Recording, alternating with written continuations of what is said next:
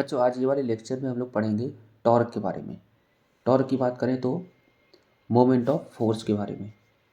तो जैसा कि आप लोगों ने पढ़ा था पिछले वाले लेक्चर में कि सेंटर ऑफ मास किसी बॉडी का कहाँ पर लाई करता है, या कोई भी ऑब्जेक्ट हमारा स्पिन करेगा किसके अबाउट, सेंटर ऑफ मास के अबाउट। तो रोटेट कराने के लिए या तो ऑब्जेक्ट का एक पॉइंट फिक्स होना चाहिए या वो स्पिन करेगा सेंटर ऑफ मास के अबाउट। तो आज हम लोग पढ़ेंगे टॉर्क, और टॉर्क का दूसरा नाम जो है वो है मोमेंट ऑफ फोर्स।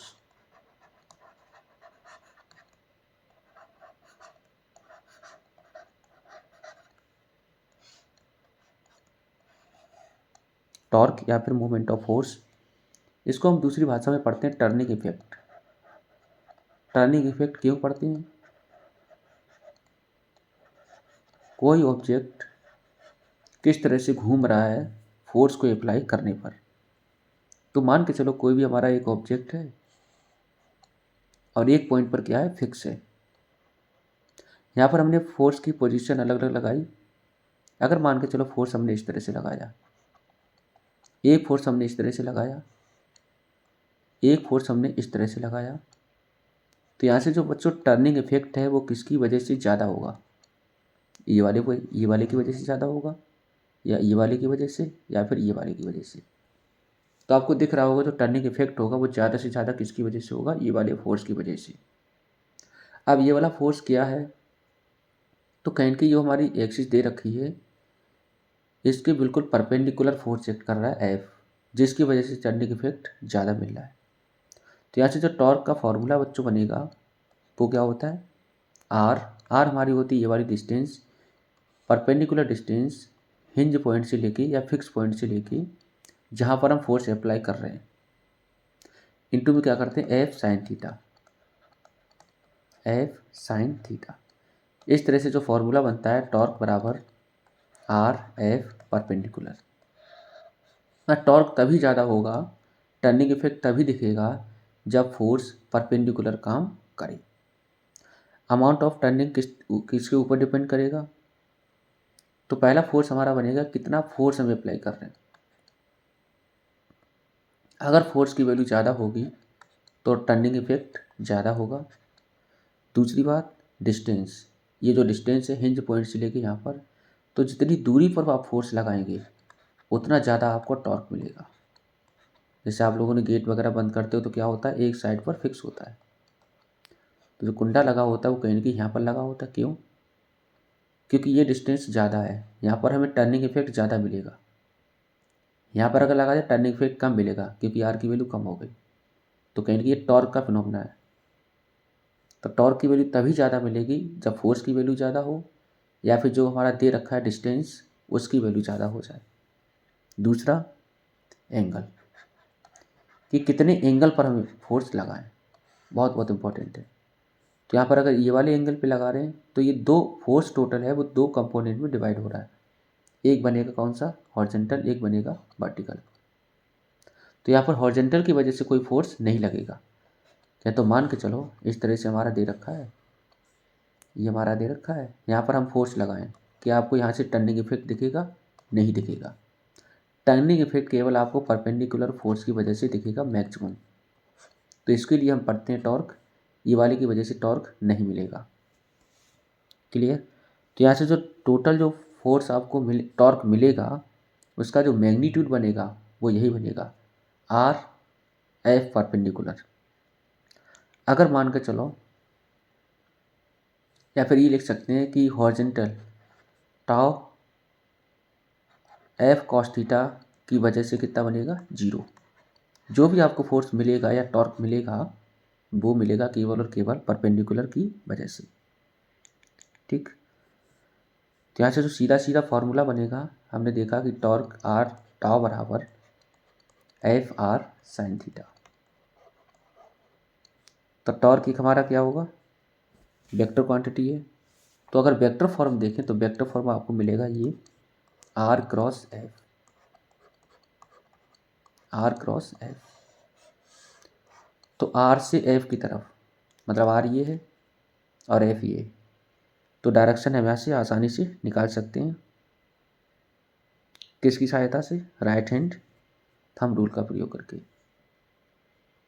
ठीक, तो यहाँ पे जो टर्निंग इफेक्ट आपको दिखेगा वो कैसा मिलेगा, ऊपर की तरफ, तो ऐसे घूमेगा। तो यहाँ से आर से एफ की तरफ जा रहे हैं, आर से एफ की तरफ जा रहे हैं, तो यहाँ पर आसानी से क्या है, आप डायरेक्शन फाइंड कर लेंगे।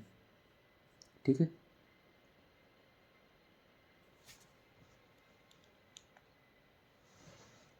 अगर मान के चलो ये क्लॉक वाइज है, टॉर्क जो है, टॉर्क हमारा डायरेक्शन है क्लॉक वाइज, क्लॉक वाइज, तो हमेशा इसको लेते हैं क्या, निगेटिव। अगर टॉर्क मान के चलो कैसा है, एंटी क्लॉक वाइज, तो इसको हम पढ़ेंगे क्या, पॉजिटिव। तो एंटी क्लॉक वाइज को पॉजिटिव लेंगे और क्लॉक वाइज को हम मानेंगे निगेटिव। क्लियर।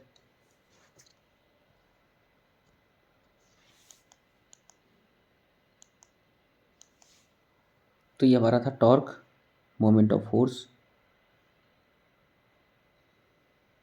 जैसे मान के चलो कोई ऑब्जेक्ट हमारा ये दे रखा है, अब ये इसके अबाउट क्या करिएगा, रोटेट कर रहा है। यहाँ पर हमने फोर्स लगाया कितना, 20 न्यूटन। अब इधर भी हमने फोर्स लगा दिया कितना, मान लो 10 न्यूटन लगाया। तो आपको टॉर्क यहाँ पर दिखाना है, तो ये क्या करेगा, टर्निंग इफेक्ट इधर दिखाएगा, ये वाला फोर्स टर्निंग इफेक्ट इधर दिखाएगा। तो यहाँ से जो टॉर्क मिलेगा, ये मान लो फर्स्ट, ये मान लो सेकंड, तो टॉर्क 1 जो मिलेगा वो मिलेगा आपको 20 इंटू में परपेंडिकुलर डिस्टेंस मान के चलो 4 दे रखी है, रेडियस कितनी है, 4 4, तो यहाँ से मिलेगा 4 बराबर कितना हो जाएगा, 80। कैसे घूम रहा है ये, क्लॉकवाइज, तो क्लॉकवाइज के लिए क्या मानेंगे, माइनस। कहे तो ये कैसा है, क्लॉकवाइज। इसी प्रकार से आप निकालें टाउ 2, तो क्या होगा, 10 इंटू में 4 बराबर कितना बनेगा, 40। इसकी डायरेक्शन क्या होगी, एंटी क्लॉकवाइज। क्लियर। इस तरह से आप क्वेश्चन कर सकते हैं आसानी से। ठीक, अब जैसे मान के चलो आपको टॉर्क वगैरह फाइंड करना हो, ठीक है, टॉर्क फाइंड करें, आपको वहाँ पर फोर्स की वैल्यू दे रखी हो, जैसे मान के चलो 2i cap plus 3j cap plus का k कैप। उसके बाद दे रखा हो क्या, आर की वैल्यू, डिस्प्लेसमेंट वेक्टर, वो आपको दे रखा हो, जैसे मान के चलो 2i कैप प्लस का 3j cap.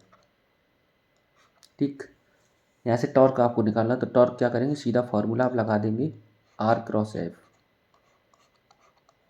Are cross F. Cross के लिए हमने ट्रिक बताई थी, यहाँ लिखेंगे आई कैप, यहाँ लिखेंगे जे कैप, यहाँ लिखेंगे के कैप।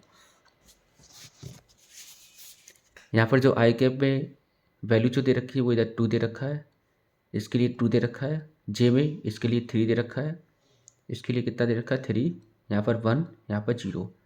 इसको सॉल्व करेंगे तो आई हम बाहर लेंगे, आई वाली रो का कॉलम को बंद करेंगे, 3 इंटू 0 0 माइनस 3 इंटू 1 3 माइनस जे, इसकी कॉलम और रो को बंद करेंगे, 2 इंटू 0 0 माइनस 2 इंटू 1 1 प्लस के वाली रो और कॉलम को बंद करेंगे, 3 इंटू 2 6 माइनस 3 इंटू 2 6। तो यहाँ से जो आपको टॉर्क मिलेगा वो कितना मिलेगा, 3i कैप माइनस और माइनस प्लस जे कैप। तो ये आपको टॉर्क इतना मिलेगा जाके। ठीक, अगर ये न्यूटन है तो ये मीटर है, तो यहाँ से जो यूनिट बनेगी वो बनेगी न्यूटन मीटर। तो कहें कि ये टॉर्क है उसकी यूनिट फोर्स की, सॉरी वर्क के बराबर होती है। ठीक, तो ये हमारे जनरल से क्वेश्चन थे। तो इसमें हमने देखा टॉर्क के बारे में कि टॉर्क को किस तरह से सॉल्व करें।